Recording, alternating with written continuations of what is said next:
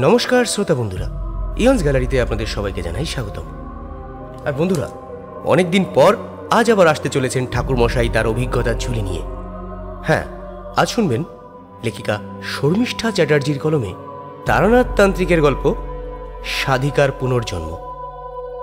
আজকের গল্পের বিভিন্ন চরিত্রে রয়েছে সৌরভ, সুপ্রজা, রূপঙ্কর, দীপ্তিমান, বর্ণালী, শ্রাবস্তী ও আমি নীলাঞ্জন। আবহ নির্মাণ নীলাঞ্জন, প্রচ্ছদ অলঙ্করণ পিয়ালি। চলুন তাহলে শুনে নেওয়া যাক আমাদের আজকের নিবেদন লেখিকা শর্মিষ্ঠা চ্যাটার্জির কলমে তারানাথ তান্ত্রিক ও সাধিকার পুনর্জন্ম।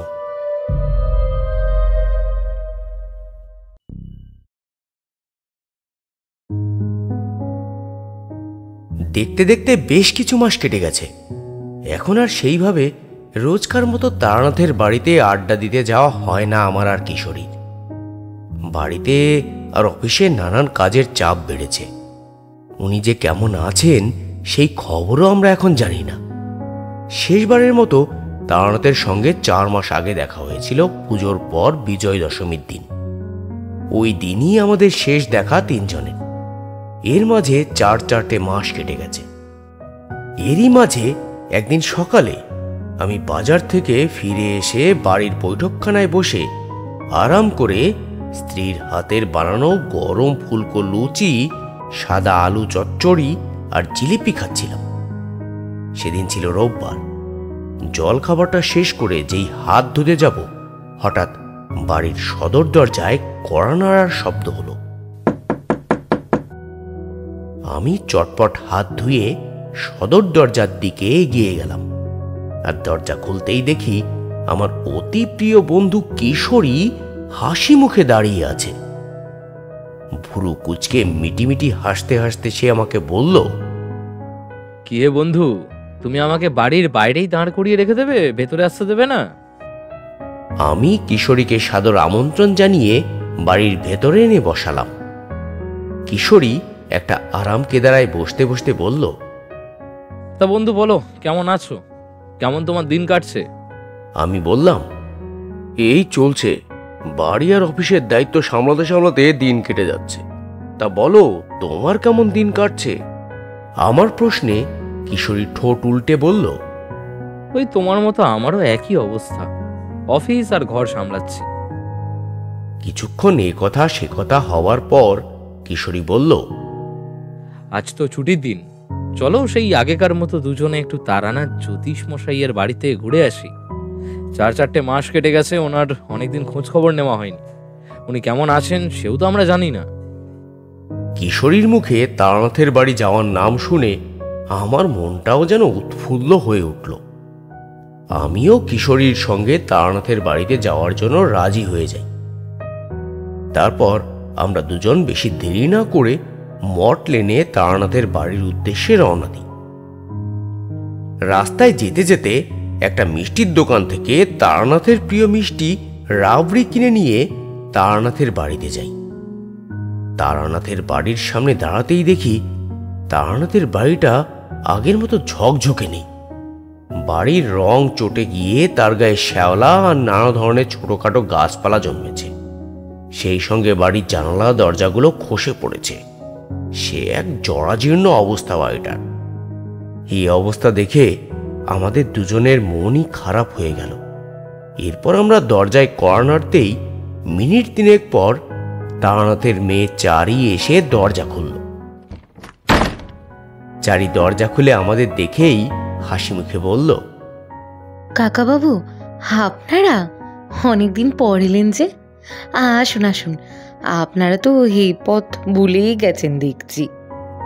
চারির মুখে একথা শুনে আমরা দুজনেই লজ্জায় পড়ে গেলাম আর বললাম, এই কয়েক মাস কাজের চাপে আসা হয়নি রে মা। আজ সময় পেলাম, তাই তোমার বাবার সঙ্গে একটু দেখা করতে চলে এলাম। তা চারিমা, কবে এলে শ্বশুর বাড়ি থেকে?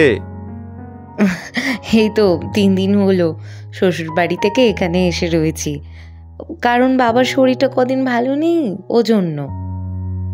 চারির কথা শুনে আমি জিজ্ঞাসা করলাম, জ্যোতিষ মশাইয়ের কি হয়েছে? আমার কথা শুনে চারি বলল, বাবার জ্বর হয়েছে গো একটু, বাবা এখন ঘরেই আছেন, আপনারা যান, আপনাদের দেখলে বাবা কিন্তু খুব খুশিই হবেন। এরপর আমরা চারির কথা মতো তারানাথের ঘরে যাই আর দেখি তারানাথ তার ঘরে বিছানায় পাশ বালিশে হেলান দিয়ে একটা বই পড়ছে। তারানাথের হাতে যে বইটা দেখলাম সেই বইটার নাম হলো একটা যোদ্ধার পুনর্জন্মের কাহিনী। ঘরের ভিতর পায়ের আওয়াজ পেতেই তারানাথ বইটা নামিয়ে রেখে আমাদের দিকে তাকালো আর আমাদের দেখে হাসি মুখে বলল, আসো আসো, অনেক মাস পর এলে যে। এই বুড়োটার কথা তো ভুলেই গেছো তোমরা এই 4 মাসে দেখছি। তারানাথের মুখে কথা শুনে আমরা লজ্জিত হলাম। আমি বললাম, ক্ষমা করবেন জ্যোতিষ মশাই, এই 4 মাস নানান কাজে আসতে পারিনি। তা বলুন, আপনি কেমন আছেন? তারানাথ তখন আমার প্রশ্নের জবাব দিল, এই আছি, যতদিন ঠাকুর বাঁচিয়ে রেখেছে এই পৃথিবীর বুকে ততদিন আছি। এই কদিন যাবৎ আমার শরীরটা ভালো যাচ্ছে না বলে চারি শ্বশুর বাড়ি থেকে এই বাড়িতে এসে রয়েছে কদিনের জন্য। আমরা দেখলাম এই 4 মাসের মধ্যে তারানাথের শরীরটা বেশ অনেকটা ভেঙে গেছে। মাথার অর্ধেক চুল পেকে গেছে, মুখ ভর্তি দাড়ি গোঁফ, চোখে মোটা পুরু কালো ফ্রেমের চশমা, আর হাতে পায়ের চামড়াগুলো বেশ কুঁচকে গেছে। আমরা সেই 4-5 মাস আগের তারানাথকে খুঁজে পেলাম না। তারানাথ আমাদের দুজনকে প্রশ্ন করল, তা তোমরা কেমন আছো? কাজকর্ম কেমন চলছে? আমি হেসে বললাম, আমরা ভালোই আছি, কাজকর্ম ভালোই চলছে। এই 2 মাস হলো আমি এইসব কাজ বন্ধ করে দিয়েছি, শরীরে আর কুলোয় না, তার জন্য। অনেকদিন পরে এলে, তোমাদের আজ কিন্তু দুপুরে আমার বাড়িতে খেয়ে যেতে হবে বলে দিলাম। তারানাথের এই কথা শুনে আমরা লজ্জিত হলাম। আমি বললাম, মা, না না, বাড়িতে রান্না হচ্ছে, আপনার সঙ্গে দেখা করে দুপুরে বাড়িতে গিয়েই খাবো। আমার এই কথা শুনে তারানাথ হেসে বলল,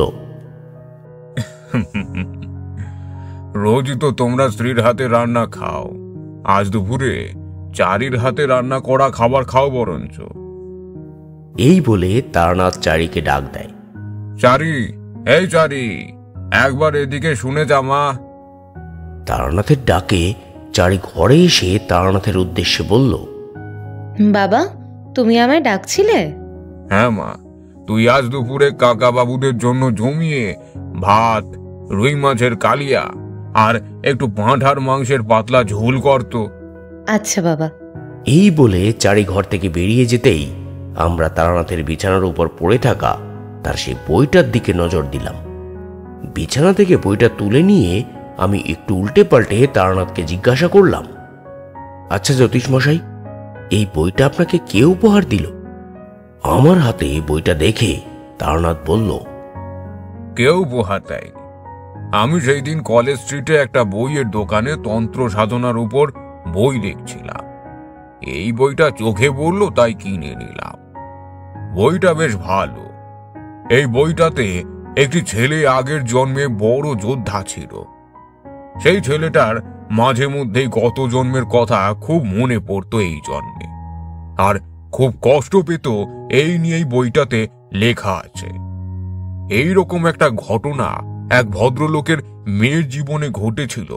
সেই ঘটনা আমি স্বচক্ষে দেখেছি 4 বছর আগে। তারানাথের মুখে এই কথা শুনে আমার আর কিশোরীর মন চঞ্চল হয়ে ওঠে, কিন্তু মনের চঞ্চলতা চেপে রেখে আমি বলে উঠলাম, তা সেই মেয়ের গল্প আমাদের একটাবার বলুন না, আমরাও শুনি। আমার মুখে এই কথা শুনে তারানাথ গম্ভীর মুখে বলল, তোমাদের গল্প শোনার স্বভাব এই 4 মাসে পাল্টালো না দেখছি। যেই আমার মুখে আমার জীবনে বা অন্য কারো জীবনে ঘটা গল্পের আভাস পেয়েছো, অমনি সঙ্গে সঙ্গে তোমরা দুজন আমার মুখে গল্প শোনার জন্য ব্যস্ত হয়ে পড়লে।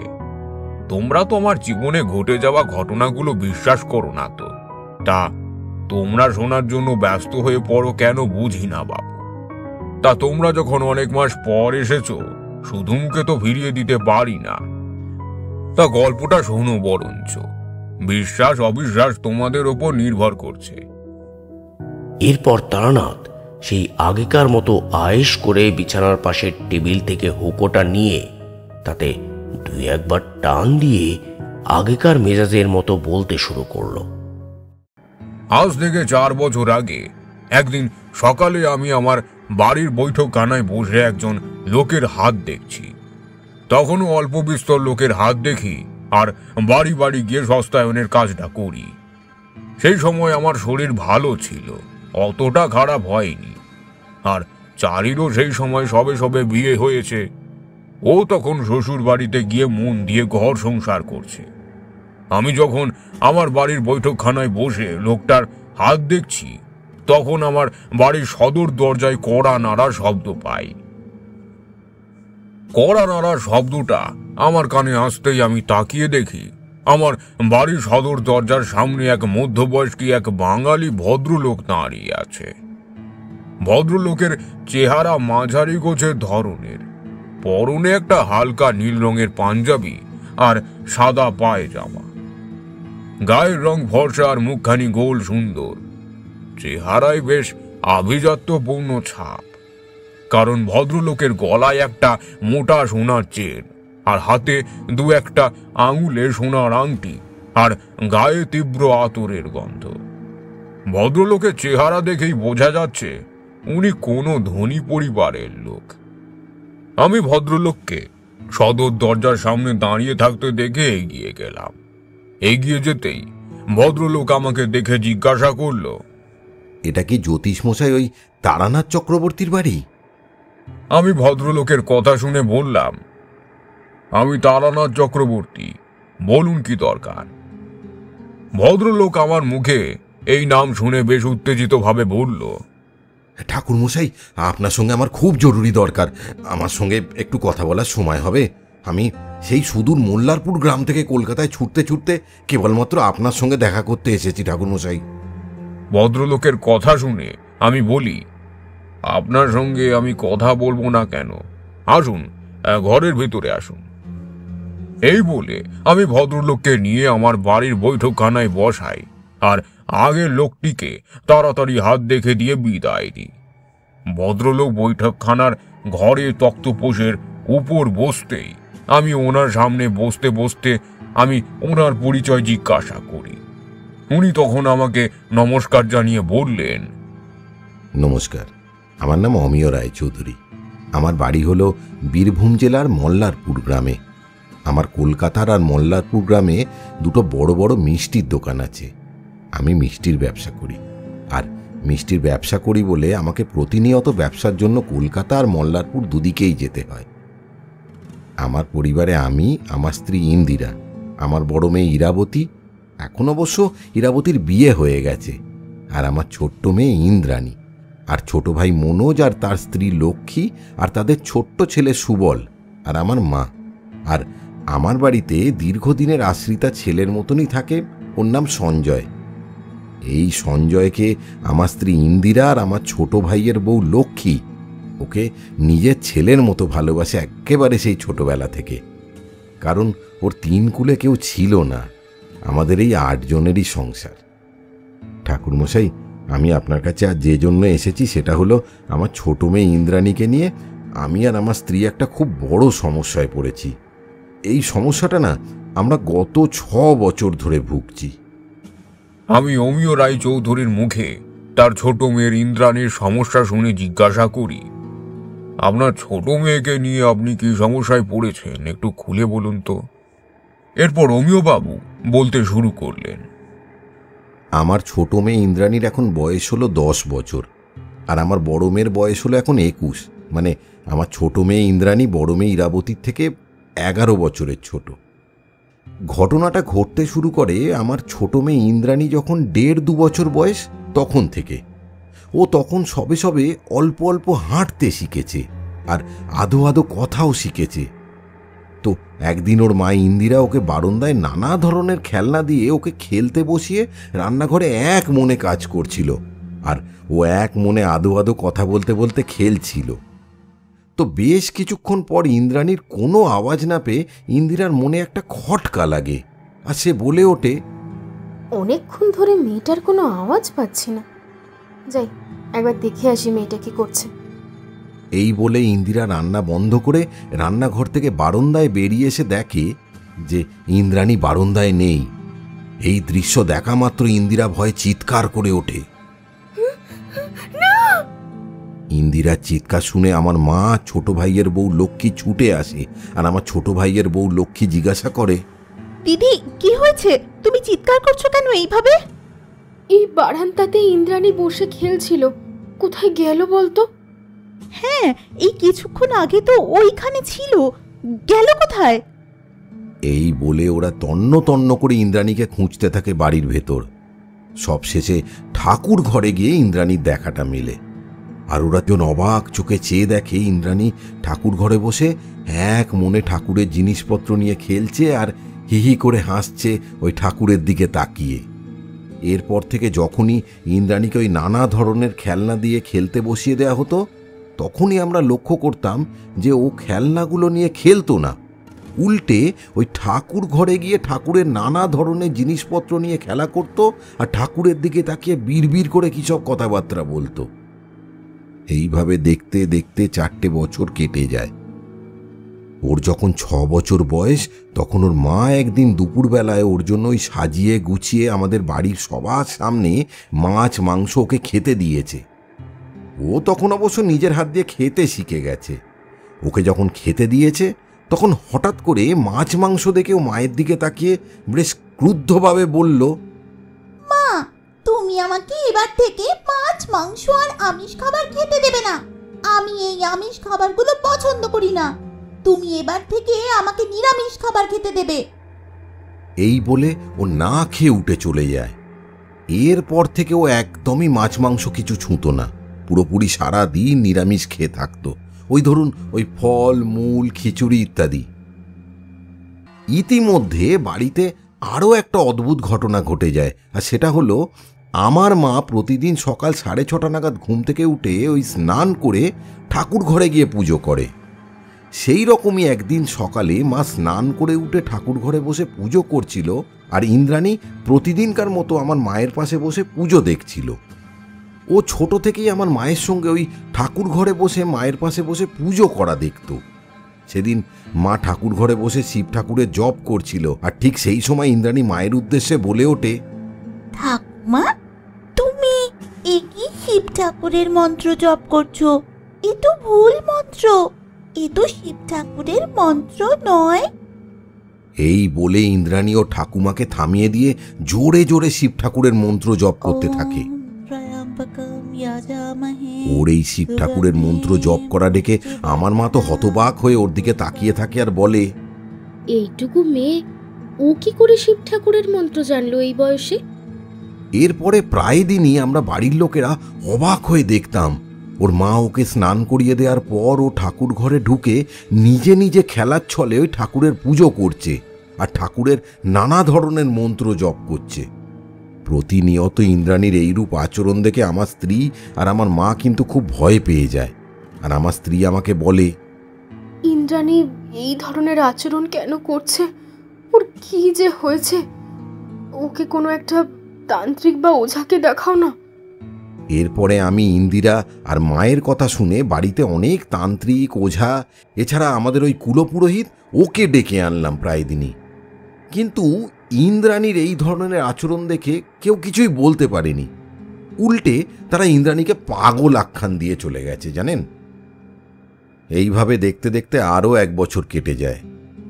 সময়টা ছিল বসন্তকাল আর ওই ফাল্গুন মাসের প্রথম দিক। একদিন দুপুরবেলাতে বাড়ির মেয়েরা সবাই দুপুরে খাওয়া দাওয়ার পরে বাড়ির সমস্ত কাজকর্ম সেরে যে যার ঘরে শুতে গেছে। ইন্দিরা ইন্দ্রাণীকে নিয়ে নিজের ঘরে দুপুরে প্রতিদিনকার মতো ঘুমোতে যায়। যখন 4টে 4:30 বাজে, ইন্দিরার ঘুমটা হঠাৎ সেদিন ভেঙে যায়। ঘুম ভেঙে যেতে ইন্দিরা দেখে পাশে ইন্দ্রাণী শুয়ে নেই। এই দৃশ্য দেখা মাত্রই ইন্দিরা বিছানা থেকে লাফ মেরে উঠে ঘরের বাইরে বেরিয়ে আসে আর চিৎকার করে বলে। ইন্দিরার চিৎকার শুনে আমার মা, লক্ষ্মী আর ইরাবতী যে যার ঘর থেকে ছুটে আসে আর সবাই মিলে জিজ্ঞাসা করে ইন্দিরাকে, কি হয়েছে মা? ইন্দিরা তখন কাঁপা কাঁপা গলায় সবাইকে বলে, ইন্দ্রাণী আমার ঘরে আমার পাশেই তো ঘুমাচ্ছিল, কোথায় গেল বলো তো? ইন্দিরার এই কথা শুনে আমার বড় মেয়ে ইরাবতী বলল, মা দেখো, বোন হয়তো ঘরের কোথাও একটা লুকিয়ে রয়েছে। ও আজকাল যা দুষ্টু হয়েছে। না রে বড় খুকি, ও আমার ঘরে নেই। আমি ওকে ঘরে তন্ন তন্ন করে খুঁজে দেখেছি।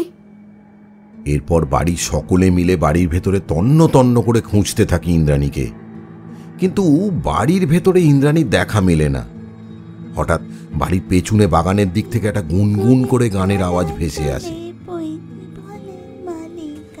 আর সেই গানের আওয়াজটা আমার ছোট ভাইয়ের স্ত্রী লক্ষ্মীর কানে ভেসে আসতেই সে তখন বলে ইন্দিরাকে, দিদি, তুমি বাড়ির পিছন দিক থেকে একটা গানের আওয়াজ শুনতে পাচ্ছ? হ্যাঁ, কিন্তু এই গলাটা ইন্দ্রাণীর না রে ছোট বউ। হ্যাঁ, শুনে তো তাই মনে হচ্ছে দিদি।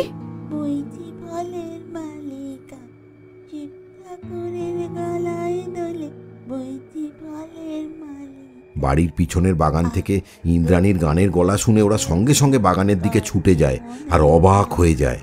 ওরা চারজন যা দেখে তা হলো বাড়ির পিছনের বাগানে বসে বসে ইন্দ্রাণী শিব ঠাকুরের গান গাইতে গাইতে মাটি দিয়ে একটা শিব ঠাকুরের মূর্তি বানাচ্ছে। এই দৃশ্য দেখা মাত্র ইন্দিরা খুব রেগে যায় আর সঙ্গে সঙ্গে গিয়ে ইন্দ্রাণীর গালে একটা ঠাস করে চড় মারে আর বলে, বাঁদর মেয়ে, তুই বাগানে এসছিস আমাকে বলে আসবি তো? চলো ঘরে চলো, এইসব শিব ঠাকুর তোমাকে বানাতে হবে না।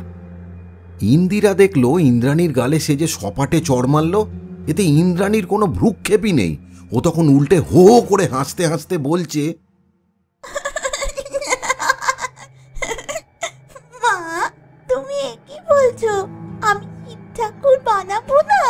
8 দিন পর শিবরাত্রি, আমাকে যে শিব ঠাকুর বানাতেই হবে।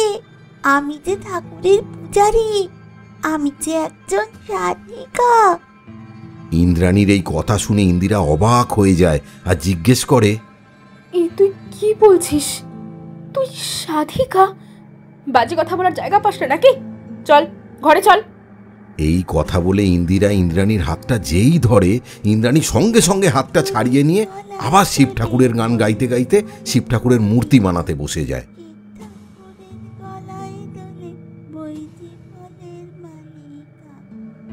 এরপর দেখতে দেখতে 8 দিন কেটে যায় আর শিবরাত্রি চলে আসে।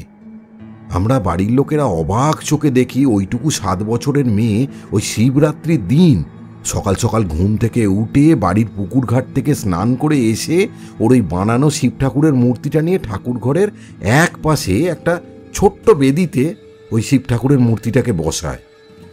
তারপর মূর্তিটাকে মধু ঘি মাখিয়ে ওই দুধ আর গঙ্গা জল দিয়ে স্নান করায়।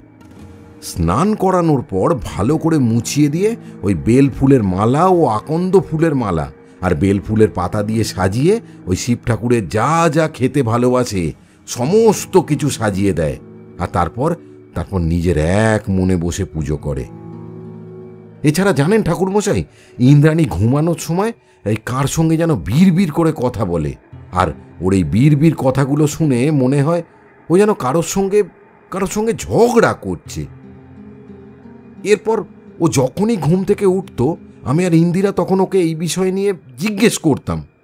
ও ফ্যাল করে আমাদের দিকে অবাকভাবে তাকিয়ে থাকতো আর মাঝে মাঝে মাথা চুলকে বলতো, আমি ঘুমের মধ্যে ঝগড়া করছিলাম, কই না তো। আর জানেন ঠাকুরমশাই, ও না আমাদের দীর্ঘদিনের আশ্রিতা সঞ্জয়কে একদম সহ্য করতে পারে না।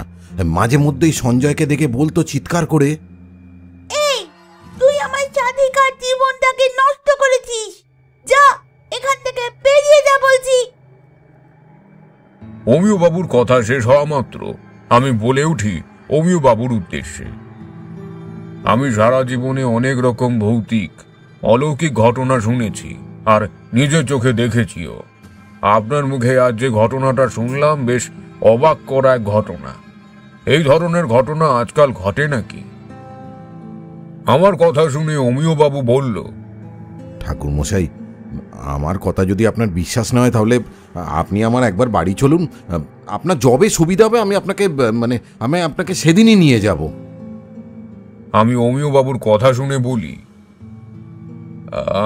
আজ মঙ্গলবার, যদি শনিবার আপনার সঙ্গে যাই কোনো অসুবিধা হবে?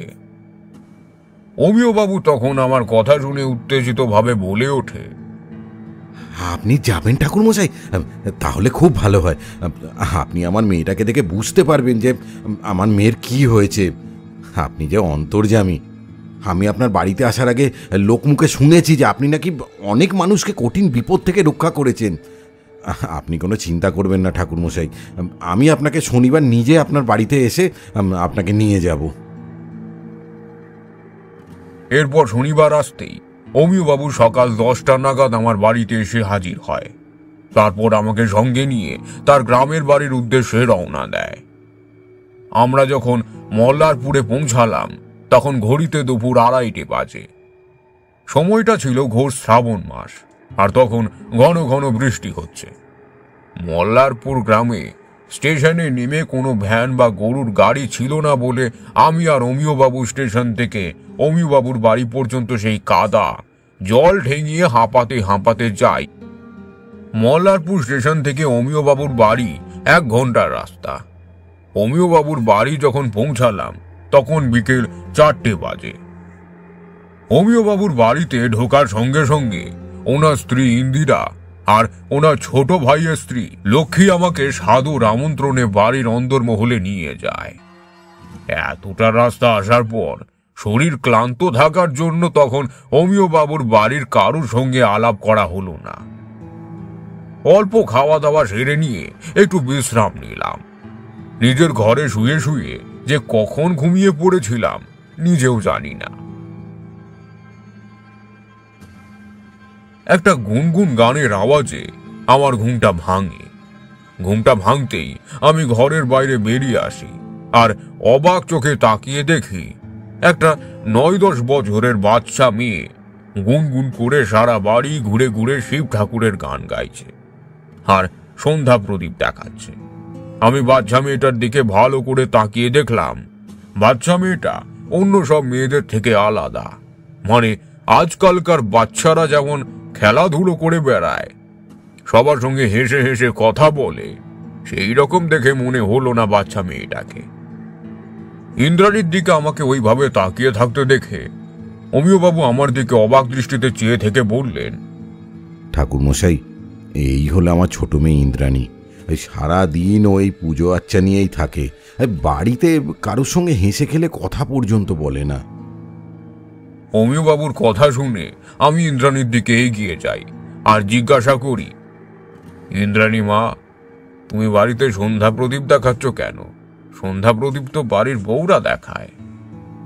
ইন্দ্রাণী আমার কথা শুনে হেসে বলল, আমার সন্ধ্যা প্রদীপ দেখাতে আর ঠাকুর পুজো করতে খুব ভালো লাগে। আমি তো আগে ঠাকুরের পূজারি ছিলাম। এই কথা বলে ইন্দ্রাণী হাঁটতে হাঁটতে ঠাকুর ঘরে ঢুকে যায়। ইন্দ্রাণী ঠাকুর ঘরে ঢোকার কয়েক মিনিট পর ঠাকুর ঘরের ভেতর থেকে শাঁখ, ঘণ্টার উলুধ্বনির আওয়াজ শোনা যায় আর সঙ্গে মন্ত্র উচ্চারণ। ঠাকুর ঘর থেকে এইসব আওয়াজ শুনে আমি ঠাকুর ঘরের দিকে এগিয়ে যাই আর ঠাকুর ঘরের দরজার সামনে দাঁড়িয়ে দেখি ইন্দ্রাণী ঠাকুর ঘরে বসে এক মনে আরতি করছে আর মুখে মন্ত্র জপ করছে।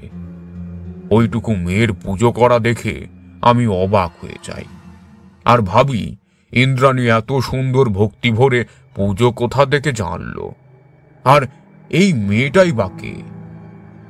এই প্রশ্ন আমার মনে জাগতেই আমার মনটা চঞ্চল হয়ে উঠে ইন্দ্রাণীর অতীত জানার জন্য। ও এত সুন্দর পুজো আচ্চা জানলো কি করে? আমি যখন ঠাকুর ঘরের সামনে দাঁড়িয়ে দাঁড়িয়ে ইন্দ্রাণীকে দেখে এই কথাগুলো ভাবছিলাম, তখন ইন্দ্রাণীর মা ইন্দিরা দেবী আমার সামনে এসে কাঁদতে কাঁদতে বলল, ঠাকুরমশাই, আপনি তো সবটাই দেখলেন এতক্ষণ ধরে। আপনি একমাত্র বলতে পারবেন আমার ছোট মেয়ের অতীত সম্পর্কে। ও যে আর 5টা সাধারণ মেয়ের মতো নয়। আপনি তো আমার স্বামীর মুখ থেকে সবটা শুনেছেন। আপনি দয়া করে কিছু একটা করুন। আমি ইন্দিরার কাতর অনুরোধ শুনে বলি, আপনি কিছু চিন্তা করবেন না, আমি দেখছি। আমার কথা শোনার পর ইন্দিরা চলে যেতেই যাচ্ছিল, আমি পিছন থেকে ডেকে উঠি, বৌমা একবার এইদিকে শোনো। আমার ডাক শুনে ইন্দিরা আমার সামনে এসে দাঁড়ায় আর বলে, ঠাকুরমশাই, আপনি কিছু কি বলবেন? হ্যাঁ শোনো বৌমা, আমি অমিয় বাবুর মুখে শুনেছি ইন্দিরা নাকি ঘুমের মধ্যে কথা বলে। ও যদি আজ ঘুমের মধ্যে কথা বলে আমাকে ডেকো তো। ঠিক আছে ঠাকুরমশাই। এরপর রাত 10টা নাগাদ অমিয় বাবুর পরিবারের লোকজনদের সঙ্গে আমি খেতে বসি। খাওয়ার সময় আমি দেখলাম আমরা সবাই মাছ মাংস খাচ্ছি। ইন্দিরা বাড়ির লোকেদের থেকে একটু দূরে বসে চিড়ে, দই, কলা আর মিষ্টি দিয়ে ফলাহার খাচ্ছে। ইন্দ্রাণী এই ধরনের খাবার দেখে আমি জিজ্ঞাসা করি ইন্দ্রাণী বাড়ির লোকেদের, আচ্ছা ওইটুকু মেয়ে ও ফলাহার খাচ্ছে কেন? ও কি আমিষ খাবার খায় না? আমার কথা শুনে অমিয় বাবুর মা কনক দেবী ধরা গলায় বলে, বাবা, ও যে 6 বছর বয়স থেকেই নিরামিষ ধরনেরই খাবার খায় প্রতিদিন। ওকে আমরা কেউ জোর করে আজ পর্যন্ত আমিষ খাবার খাওয়াতে পারিনি। যতবারই চেষ্টা করেছি ততবারই ও আমিষ খাবার খায়নি, উল্টে ফেলে দিয়েছে। ইন্দ্রাণী দিদিভাই যদি এইরকম ভাবে দিনের পর দিন চলে তাহলে যে ওর শরীরটা ভেঙে যাবে। এরপর এই কথা বলে কনক দেবী কাঁদতে লাগলেন। ইন্দ্রাণীর বাড়ির লোকজনদের এই অবস্থা দেখে আমার খুব খারাপ লাগলো। এরপর খাওয়া দাওয়া সেরে নিয়ে যেই কল পারে হাত ধুতে যাব তখন একটা ঘটনা ঘটে যায়। ইন্দ্রাণী রান্নাঘরের এক কোনায় বসে রাতের খাবার খাচ্ছিল, আর অমিয় বাবুর বাড়িতে দীর্ঘদিন ধরে থাকা আশ্রিত সঞ্জয় বলে ছেলেটা খাওয়া শেষ করে যেই কল পারে হাত ধুতে যাবে, ইন্দ্রাণীর পাশ দিয়ে যেতে গিয়ে হঠাৎ করে ভুলবশত সঞ্জয়ের পাটা লাগে ইন্দ্রাণীর জল খাওয়ার গ্লাসটাতে এবং সেটা উল্টে পড়ে যায়। সঞ্জয়ের পা লেগে গ্লাসটাকে উল্টে পড়ে যেতে দেখে ইন্দ্রাণী সঙ্গে সঙ্গে রেগে যায় আর সঞ্জয়ের দিকে তাকিয়ে ক্রুদ্ধ দৃষ্টিতে তাকিয়ে বলে, তুই আমার আর কত ক্ষতি করবি রে শয়তান? যা, আমার চোখের সামনে দিয়ে বেরিয়ে যা বলছি। আগের জন্মে আমার ক্ষতি করে তোর শান্তি হয়নি না, তাই এই জন্মে তুই ঠিক করেছিস আবার আমার ক্ষতি করবি। এই বলে ইন্দ্রাণী মাটিতে থাকা কাঁসার গেলাসটা হাতে তুলে নিয়ে সঞ্জয়ের মাথা লক্ষ্য করে ছুঁড়ে মারে সজোরে। কাঁসার গেলাসটা সঞ্জয়ের মাথায় লাগতেই সঞ্জয়ের মাথা ফেটে গল গল করে রক্ত বেরোয়। ইন্দ্রাণীর এই চণ্ডাল রূপ দেখে আমি অবাক হয়ে যাই আর ভাবি, এ মেয়ে কে? এই মেয়ের দেবী দুর্গার মতো রাগ। এছাড়া আমি আরো একটা জিনিস দেখে অবাক হই। ইন্দ্রাণী যখন সঞ্জয়ের সঙ্গে কথা বলছিল ওর গলা থেকে সেই বাচ্চাদের মতো আদেও কথা বলার ভাবটা যেন পুরোই উধাও। তার জায়গায় অন্য এক প্রাপ্তবয়স্ক নারীর গলা বেরুচ্ছে। এই ঘটনার পর মনোজের স্ত্রী লক্ষ্মী সঞ্জয়কে ধরে বাড়ির অন্দরে নিয়ে যায়। লক্ষ্মী সঞ্জয়কে নিয়ে চলে যেতেই অমিয় বাবু বলল, ঠাকুরমশাই দেখলেন তো ইন্দ্রাণী সঞ্জয়ের সাথে কেমন ব্যবহার করে? হ্যাঁ, ও যেন সঞ্জয়কে সহ্যই করতে পারে না, আর যত দিন যাচ্ছে তত যেন ও সঞ্জয়ের উপরে আরো বিরক্ত হয়ে উঠছে।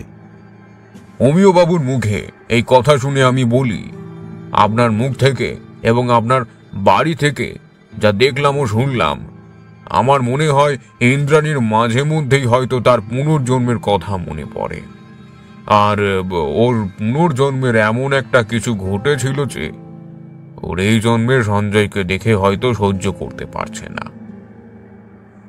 এরপর হাত মুখ ধুয়ে যে যার নিজের ঘরে চলে যায়। রাত 1টা নাগাদ ইন্দিরা দেবীর ডাকে আমার ঘুমটা ভাঙে। তখন আমি বিছানা ছেড়ে উঠে বাইরে বেরিয়ে আসতেই ইন্দিরা দেবী আমাকে বলল, ঠাকুরমশাই, তাড়াতাড়ি ঘরে আসুন, দেখে যান ইন্দ্রাণী ঘুমের মধ্যে কি সব কথা বলছে। আপনি আমাকে বলতে বলেছিলেন। অমিয় বাবু স্ত্রীর কথা শুনে আমি সঙ্গে সঙ্গে অমিয় বাবুর ঘরে গিয়ে দেখি সত্যি সত্যি ইন্দ্রাণী ঘুমের মধ্যে বিড়বিড় করে কথা বলছে, আর আমি বিড়বিড় করে কথাগুলো শোনার চেষ্টা করি। আমি শুনি ইন্দ্রাণী বলছে, বাবা, তুমি ওই অহংকারী জমিদার ছেলের সঙ্গে আমার বিবাহ দিও না। আমি সারা জীবন বিবাহ করব না। আমি সারা জীবন ঠাকুরের সেবা করতে চাই। আমি যে একজন সাধিকা। ইন্দ্রাণীর মুখ থেকে এই কথাগুলো শুনে অমিয়বাবুকে বলি, আপনি বাড়িতে একটা কাল পরশু নাগাদ একটা পুজোর আয়োজন করুন। পুজোর সময় সঞ্জয়কে ইন্দ্রাণীর সামনে অবশ্যই আনবেন। আমি নিশ্চিত পুজোর সময় সঞ্জয়কে দেখে ইন্দ্রাণী সেই দিন এমন একটা কিছু করবে আর এমন কিছু একটা বলবে, সেই দিনই হয়তো আমরা জানতে পারবো ইন্দ্রাণী পুনর্জন্মের কাহিনী। পরদিন সকালবেলা ইন্দ্রাণী স্নান সেরে বাড়ির উঠানের মাঝখানে তুলসী মঞ্চে জল আর ধূপ দিচ্ছিল। অমিয়বাবু তখন বাড়ির বারান্দায় বসে আমার সঙ্গে গল্প করছিল। ইন্দ্রাণীকে দেখে অমিয়বাবু বলে ওঠেন, মা, একবার এদিকে শুনবি? তোর সাথে একটা কথা ছিল মা। অমিয়বাবুর ডাক শুনে ইন্দ্রাণী বলল, দাঁড়াও বাবা, আমি তুলসী মঞ্চে জল আর ধূপ দেখিয়ে নি, তারপর তোমার কথা এসে শুনছি। এরপর ইন্দ্রাণী তুলসী মঞ্চে জল ঢেলে ধূপ দেখিয়ে এসে অমিয়বাবুর সামনে এসে দাঁড়ায় আর বলে, বাবা, এবার বলো তুমি আমাকে কি জন্য ডাকছিলে? আজ বাড়িতে সন্ধ্যাবেলা একটা নারায়ণ পুজো হবে, তুই থাকবি তো মা? বাবা, তুমি একই পাগলের মতো কথা বলছো। আমি নারায়ণ পুজোয় থাকবো না, সে কি হয় নাকি? আমি নারায়ণ পুজোয় থাকবো আর পুজোর সব আয়োজন করব। তুমি কিচ্ছু চিন্তা করো না বাবা। এরপর আমি দেখলাম ইন্দ্রাণী সারা সকাল দুপুর ধরে নারায়ণ পুজোর সমস্ত আয়োজন করল।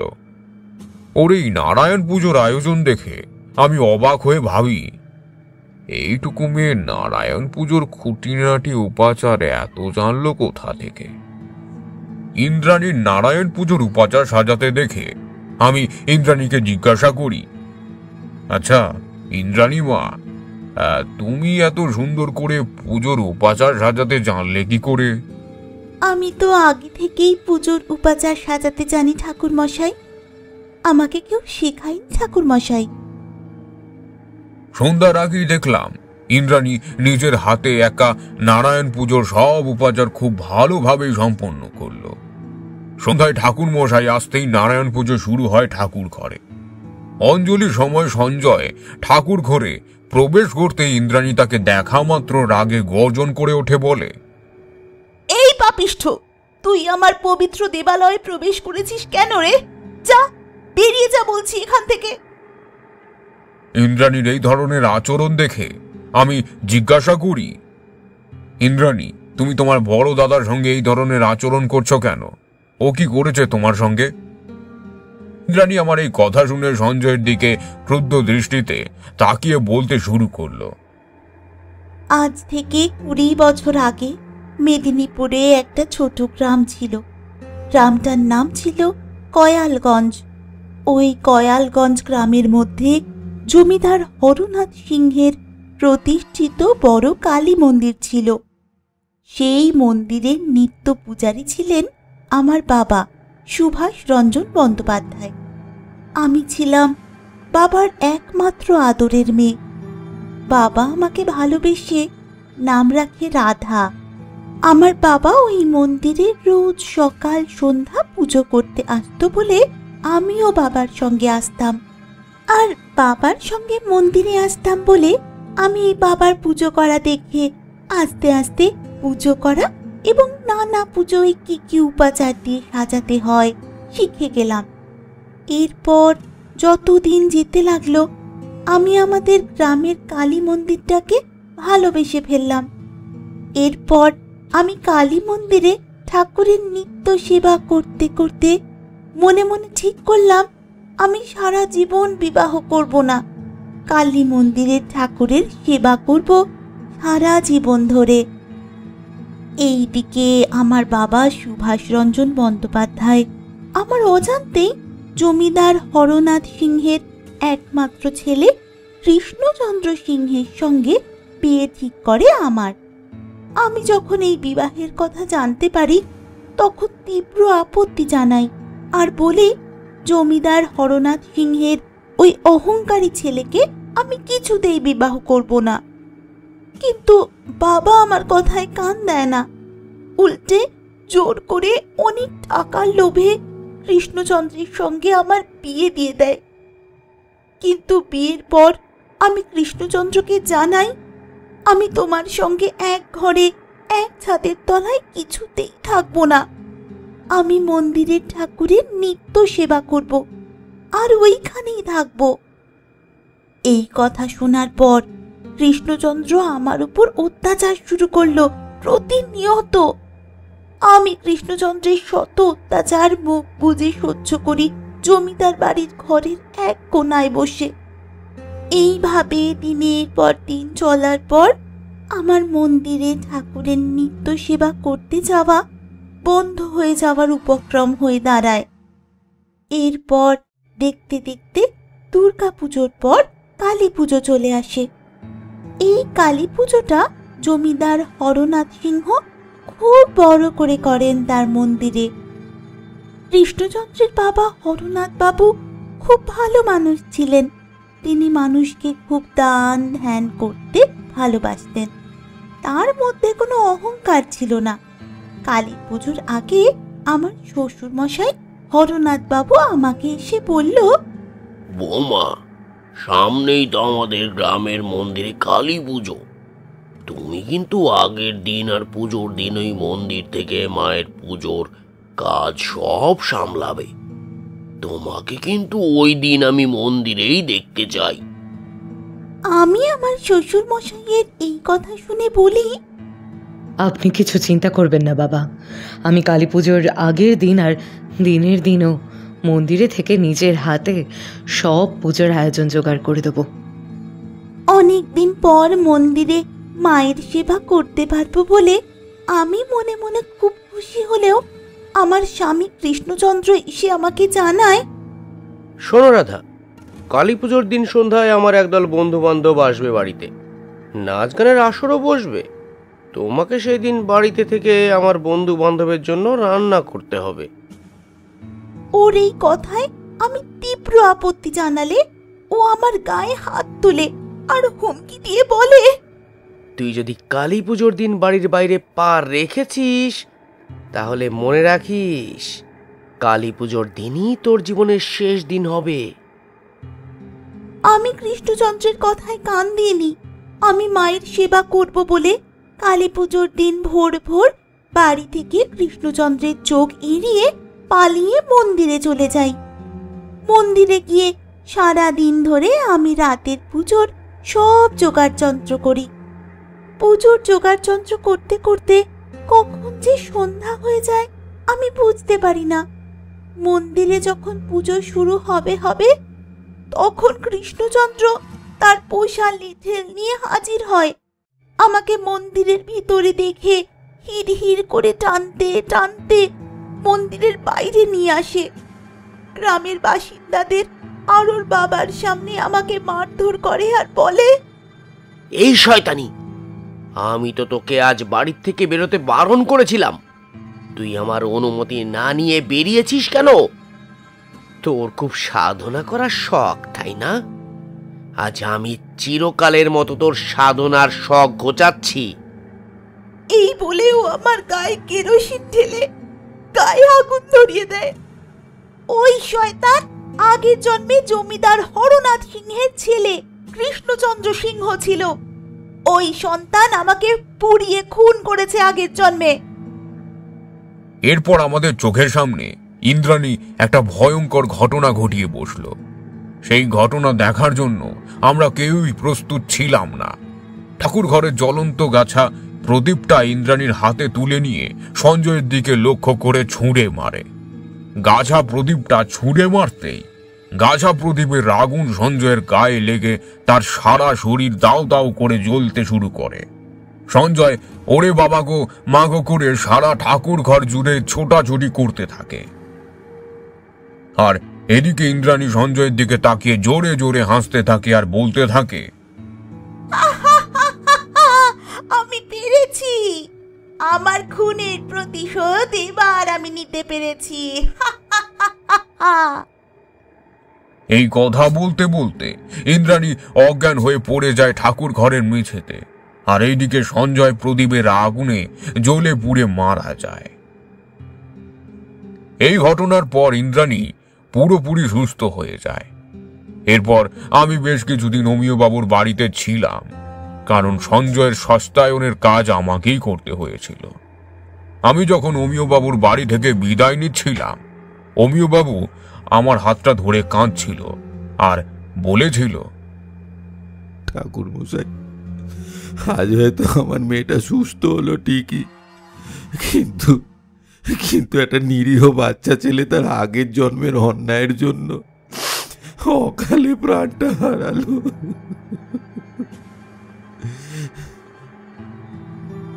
আমি অমিয়বাবুর এই কথা শুনে বলি, কারণ সঞ্জয় যে আগের জন্মে এক সরল নিরীহ মন্দিরের সাধিকার সঙ্গে যে জঘন্যতম অপরাধ করেছিল, তার শাস্তি স্বরূপ আপনার মেয়ে ইন্দ্রাণী পুনর্জন্ম নিয়ে তার আগের জন্মে হওয়া প্রতিটা অন্যায়ের শাস্তি সঞ্জয়কে দিল, এই জন্মেও ফিরে এসে। অমিয়বাবু গ্রামের বাড়ি থেকে ফিরে আসার 1 বছর পর একদিন সকালে আমি গঙ্গা স্নান করে বাড়ি ঢুকছি, তখন চারি আমার হাতে একটা খাম ধরিয়ে দেয়। আমি দেখি খামের উপর কালো কালি দিয়ে লেখা আছে মল্লারপুর, সঙ্গে অমিয়বাবুর নাম। অমিয়বাবুর নামটা দেখা মাত্র আমি সঙ্গে সঙ্গে খাম খুলে চিঠিখানা বের করে দেখি ইন্দ্রাণীর বিয়ে নিমন্ত্রণ পত্র পাঠিয়েছে অমিয়বাবু। সেই নিমন্ত্রণ পত্রে লেখা আছে, ঠাকুর মশাই, আগামী 22শে বৈশাখ আমার কনিষ্ঠ কন্যা ইন্দ্রাণীর সহিত খড়িপুর গ্রামের ওই মোড়ল মৃণাল চক্রবর্তীর একমাত্র ছেলে প্রদীপের সঙ্গে বিবাহ। আপনার এই বিবাহে উপস্থিত থাকা একান্ত প্রয়োজন, আর তার সঙ্গে আপনার আশীর্বাদও। আপনি যদি আমার ছোট কন্যা ইন্দ্রাণীর বিবাহতে না থাকেন আমি খুবই দুঃখ পাব। ইতি অমিয় রায় চৌধুরী। ইন্দ্রাণীর বিবাহে নিমন্ত্রণ পত্র পাওয়ার পর আমি মল্লারপুর যাই আর ইন্দ্রাণী আর তার স্বামী প্রদীপকে মন ভরে আশীর্বাদ করি।